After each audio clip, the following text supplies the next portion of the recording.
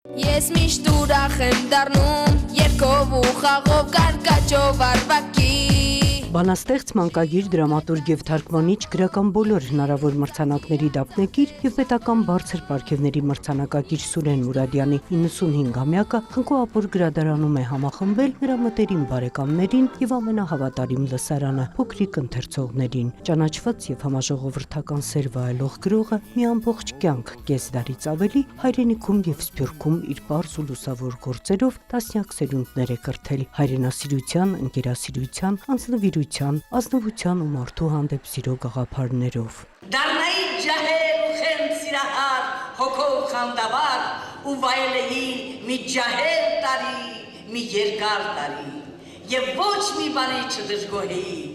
Մուրադյանի մեջ ժառանգությունն ամփոփող 130 ժողովածուների գերակշռող մեծամասնությունը թարգմանվել է 17 լեզուներով, նրա իմաստուն ուղերձներն ու մեծ սերը տարածելով աշխարհով մեկ։ Աշխարհից ես գող կգնամ, ինձ բարի խոսքով կհիշեն, քանզի թողել եմ ես մարդկանց, սիրահար մի սիր, քանքուշեր։ Սիրված մանկագիրն իր երկարամյա բարեկամ եւ գործընկեր Մարտին Վարդազարյանի հետ մեկ տասնյակից ավելի երգեր է հեղինակել, որոնք կայծակնային արագությամբ դարձել են ամբողջ երկրի սիրելիները։ Կոմպոզիտորը փաստում է, նրան ոգեշնչում էր ցանկացած փոքր ու մեծ մի լավ բան, ասենք Երևանյան մետրոյի շահագործումը, որի առիթով ընդամենը 2 ժամում ծնվել է մետրոյին նվիրված երգը։ Նա մանկանում էր ամեն ընթերցողի հետ եւ մանկան հայացքով նայում աշխարհին։ Հոգու պարզությամբ նա մանուկ էր։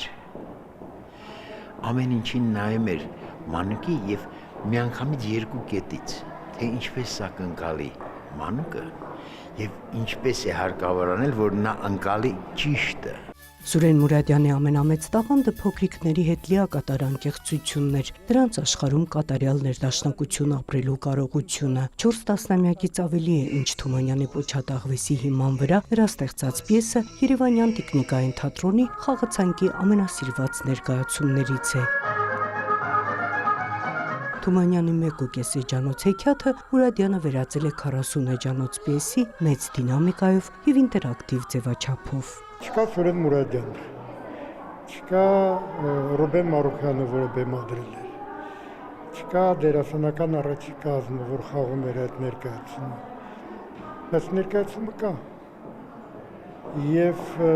նա շատ ակտիվորեն է ներգրավված մեր խաղացանկում, որտեղ ներկայացումը պահանջված է։ Կարծես թե արդ հասարակ պատմություն է, երևի թե այդ ներկայացումը եղել է մեր առաջին ինտերակտիվ ներկայացումներից, որտեղ հանդիսացել է այդքան աշխուժ է, ուրեմն արձագանքում այն ամեն ինչին, ինչ որ կատարվում է բեմում, հուշում է, ուրեմն ծափահարում է։ Եվ հիմա, երբ արդեն մեզ հետ չէ ճշմարիտ մտավորականը, նրա ստեղծագործությունը մի մեծ պատգամ է գրական նոր սերնդին, թե ինչպես պետք է խոսել երեխաների հետ եւ երեխաների համար, որպեսզի չմարի մարդու հանդեպ մեծ սերը։